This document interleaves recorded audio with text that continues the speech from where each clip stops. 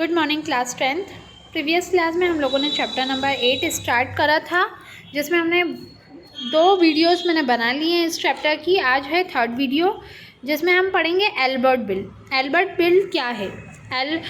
एक viceroy Lord Ray-Ban ने attempt करा था बिल एब्लॉइश करने के लिए। ये एब्लॉइश मतलब कि ये जो बिल बनाया गया था ये इंडियंस के खिलाफ था। सबसे पहले ये बिल को बनाया गया था लॉ मेंबर एल्बर्ट ने, इसलिए एल्बर्ट बिल इसको कहा जाता है। लॉ के मेंबर कानून में जो काम करते हैं उनके एक मेंबर ने ये बिल को बनाया, जिसका नाम था एल्बर्ट बिल। अब ये बिल में क्या था कि इंडियन जो माइग्रेट होंगे एंड जजेस were given entitle to hear criminal cases against European. मतलब ये बिल बनाया गया था कि इंडियन यूरोपियन के खिलाफ केस नहीं कर सकते। ये इंट्रोडक्शन ऑफ बिल। इस बिल में क्या है, Indian migrate were not authorise to hear cases again. Indian की ऑथराइज्ड नहीं है, इंडियन ऑथराइज नहीं है कि वो यूरोपियन क्रिमिनल के केसेस को हेयर कर सकें, सुन सकें। एल्बर्ट बिल ने ये एल्बर्ट बिल चाहते थे कि ये जो डिस्क्रिमिनेशन हो रहा है कास्ट, मतलब ये जो कंट्रीज़ का डिस्क्रिमिनेशन हो रहा है आपस में, ये ख़त्म करा जाए। एल्बर्ट बिल चाहते थे। अब ये क्या हुआ, European staying in India collectively protesting against the bill. European India में रहे, इनका बिल को प्रोटेस्ट करने के लिए इनके खिलाफ लड़ते रहे। एट लास्ट ब्रिटिश ने ये बिल लाया, जो कि एल्बर्ट बिल ने बनाया था, कि ये सारे डिस्क्रिमिनेशन को ख़त्म कर दिया जाए। आपस में जो भी है, जिसकी जो भी मुद्दे हैं वो सुने जाएं। तो ये था हमारा एल्बर्ट बिल। एल्बर्ट में बिल बनाया गया था इंडियंस के लिए, ताकि ये जो डिस्क्रिमिनेशन हो वो ख़त्म हो। जो यूरोपियंस जो थे उनके क्रिमिनल केसेस सुने जाएं, क्योंकि इंडियन जो भी यूरोपियन के खिलाफ केसेस करते थे वो बिल्कुल सुने नहीं जाते थे। इसलिए एल्बर्ट बिल ने एक स्टेप उठाया, एक बिल बनाया ताकि लोग सुने और ये डिस्क्रिमिनेशन ख़त्म हो। दैट्स वाई इट्स बिल का नाम एल्बर्ट बिल है, क्योंकि इसको एल्बर्ट ने बनाया था। जी आशिक, सबसे पहले मैं आप लोगों को बताना चाहती हूँ कि ये चैप्टर आता है 11 मार्क्स का, तो आप लोग अच्छे से सुने, इसकी 2 वीडियोस भी अच्छे से देखें, क्योंकि ये चैप्टर जो है ये बोर्ड में 11 मार्क्स दिलवाएगा। तो ये कोई बुरे मार्क्स नहीं है आप लोगों के लिए, 11 मार्क्स। तो आप लोग थोड़ा ध्यान दें और इसको अच्छे से पढ़ें। डिससेटिस्फिकेशन टुवर्ड्स फर्स्ट। अब हम क्या पढ़ेंगे, कॉसेस पढ़ेंगे। कॉसेस क्या कारण थे, है ना, एक्सट्रीमिस्ट के क्या कारण थे। अब फर्स्ट है dissatisfaction towards the working of moderate aggressive leader, जैसे लाला लाजपत राय थे, विपिन चंद्रपाल थे, अरविंद घोष थे और अदर जो इंडियन थे, वो पॉलिटिकल राइट्स एंड और मेमोरेंडम के लिए उन्हें अपील करा था। Aggressive leader has no faith in so called British justice. They wanted to launch a powerful mass movement against British rule. ये चाहते थे कि ब्रिटिश के खिलाफ लड़ाई लड़ी जाए, हम ब्रिटिश के खिलाफ एक रूल बनाएं। लोकमान्य तिलक कहते थे India will not get the freedom as silver platter. India इस जब तक लड़ाई नहीं लड़ सकती तब तक वो, मतलब जब तक ये ब्रिटिश का राज्य चलता रहेगा, जब तक हम उनके खिलाफ कुछ नहीं कर पाएंगे तब तक हम नहीं लड़ पाएंगे। Failure of legitimate movement, receive a lot request and appeal from moderate British. Finally in 1892 passed Bharatiya Prasad Abhinayam, but it not provide any valid rights to Indian. अब इसमें क्या हुआ, इस लेजिटिमेट मूवमेंट में भी ये फेल हो गए। ब्रिटिश ने 1892 में एक भारतीय प्रसाद अधिनियम बिल पास करा था। It did not provide any valid rights. इसमें भी इंडियंस को कुछ राइट अधिकार नहीं दिया गया। ब्रिटिश का जो भी था कि ब्रिटिश सिर्फ अपने फ़ायदे के लिए ही इंडियन का यूज़ करता था। All hopes of getting political rights through legitimate means faded. और जितने भी हमारे इंडियंस के जो होप्स थे वो सारे मतलब पानी में मिल गए। The reactionary policy of British rule. The main reason of emergence of aggressive nationalism was reactionary policy of British government.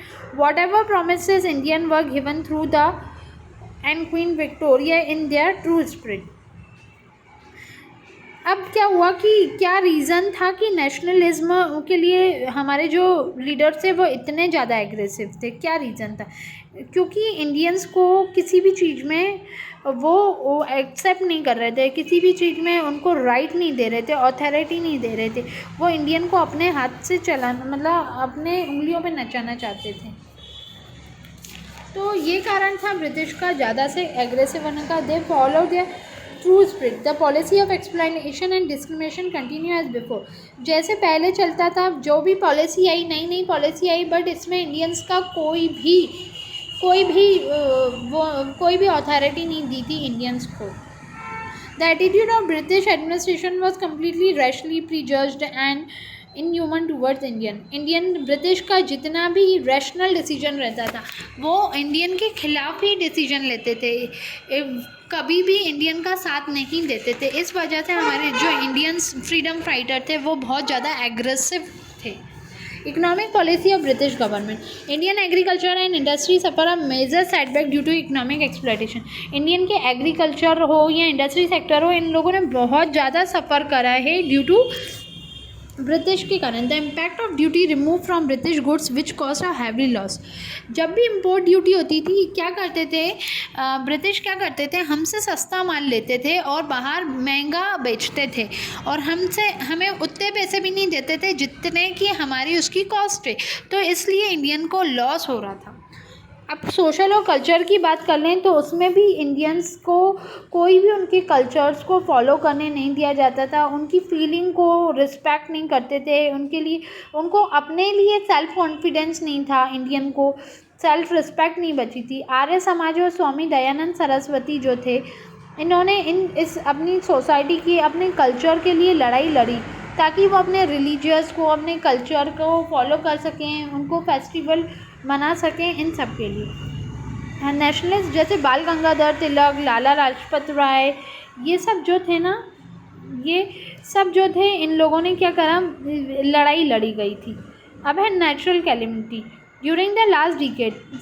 Natural calamity आपको पता ही है कि ड्रॉट, बाढ़ आ जाना, ये सब। During this period drought British government busy थी। Grand Delhi Durbar, there was an outbreak of plague in Mumbai in 1896. During this natural calamity, the attitude of British government was an indifference with emerged Indian. जो Indian government का attitude था towards Indians के लिए, British government का जो attitude था towards Indian बहुत ही बेकार था। वो जैसे कि ड्रॉट, फ्लड, इस टाइम पे भी वो ब्रिटिश बहुत ज़्यादा, इस टाइम पे भी वो साथ नहीं देते थे। Impact western thinking and foreign revolution में क्या होगा, the knowledge of English enable many educated Indian to come across the western revolutionary ideas. ये जो थे इंडियंस जो थे, इनको एजुकेट करने में या उनके कल्चर्स को फॉलो करने में भी रोक टोक थी।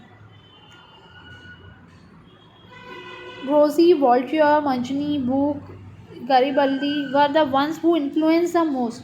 Victory of Hibisia in Italy, some country Japan और Russian enthusiastic Indian with hope. मतलब कि ये जो कुछ कंट्रीज थी जैसे रशियंस और जापान, ये सारी कंट्रियाँ बहुत इंडिया की आशा, मतलब इंडिया को वो करती थी, पीछे करती थी, इन्फ्लुएंस करती थी और इनको बढ़ावा देती थी हर चीज़ पे। पार्टिसिपेशन ऑफ बंगाल का पार्टिसिपेशन हुआ। लॉर्ड कर्जन 1905 में बंगाल डिवाइड हुआ था। डिवाइड एंड रूल के कारण एक रूल आया था जिसमें डिवाइड एंड रूल था, जिसमें इंडिया बंगाल को पार्ट कर दिया, मतलब बंगाल को अलग कर दिया गया। जरा ये क्यों करा गया कि हिंदूज और मुस्लिम की ब्रेकडाउन के कारण। This cause a potentially explosive situation in Bengal. यहाँ पे बंगाल में बहुत ही ज़्यादा खराब स्थिति थी। सुरेंद्र नाथ बनर्जी ने पार्टीशन ऑफ बंगाल में बताया था कि यहाँ पे ऐसा मूवमेंट था जहाँ पे हिंदू मुस्लिम्स की बहुत ज़्यादा लड़ाई हुई थी, इस वजह से ये डिवाइड हुआ था। Mahatma Gandhi accepted Hind Swaraj and after the partition of Bengal the real awakening took place in India. Mahatma Gandhi ने खुद एक हिंद स्वराज लाए थे, जिसमें उन्होंने फिर पार्टीशन ऑफ बंगाल कर ही दिया था और लोगों को, इंडियन को जगाया था इस चीज़ के लिए।